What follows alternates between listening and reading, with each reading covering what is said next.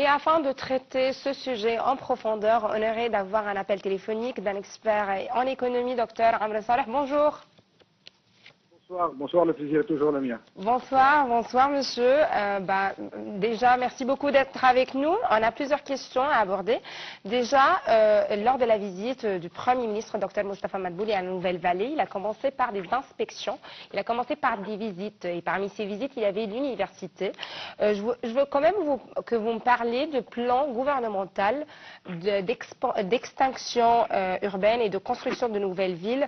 Quelle est la stratégie de l'État concernant le développement des différentes régions en Égypte? Oui, bonsoir tout d'abord. Bonsoir. Le président Fattah el-Sisi avait inauguré cette politique d'extension urbaine. Et non seulement d'extension urbaine, c'est un projet à part,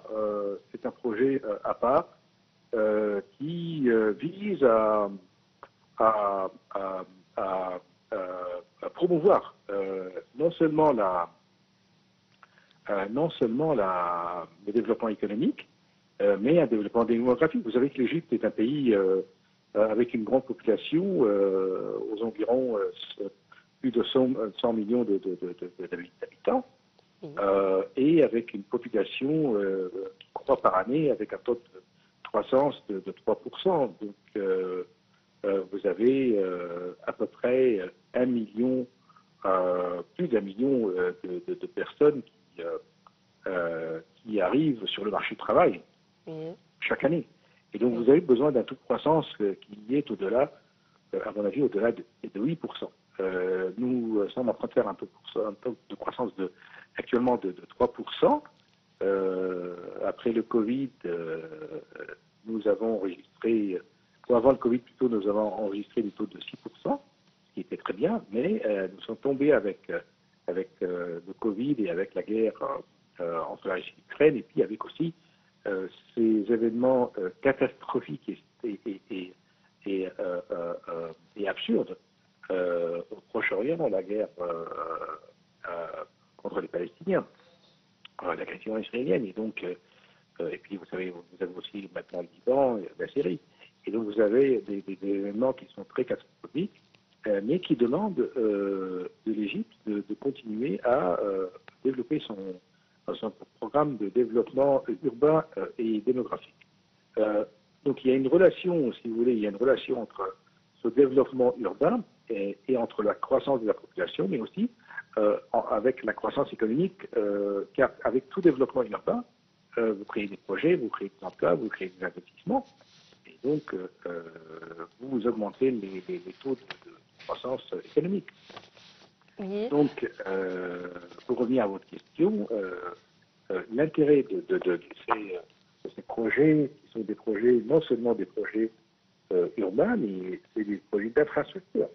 Et pour longtemps, il y a eu des questions, des points d'exclamation sur l'importance et l'intérêt de ce projet. Moi, je peux vous dire, en tant qu'expert international et quelqu'un qui voyage beaucoup, je peux vous dire que si l'on regarde à droite et à gauche, si l'on contemple et l'on analyse les expériences des pays qui ont réalisé des taux de croissance énormes et importants au cours des 30-40 dernières années, c'est les pays qui ont investi sur les infrastructures, sur le développement urbain. Alors, regardez ce qui se passe à Dubaï, par exemple, un exemple impressionnant.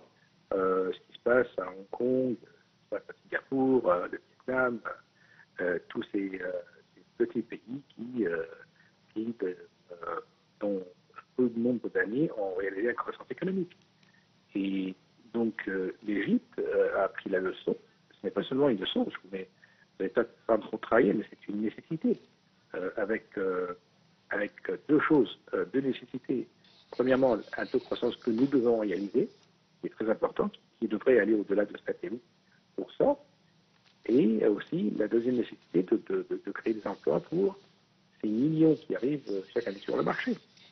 Donc, je vous pose la question, et je pose la question, quelle est la baguette magique qui pourrait réaliser cette croissance énorme? Tout simplement, c'est le développement urbain, le développement démographique, scientifiques, davantage d'investissements publics et privés pour arriver à créer des emplois nécessaires pour le pays. Monsieur Amr Saleh, vraiment, c'était une réponse assez enrichissante. Je vous remercie infiniment pour votre intervention avec nous aujourd'hui. Merci beaucoup.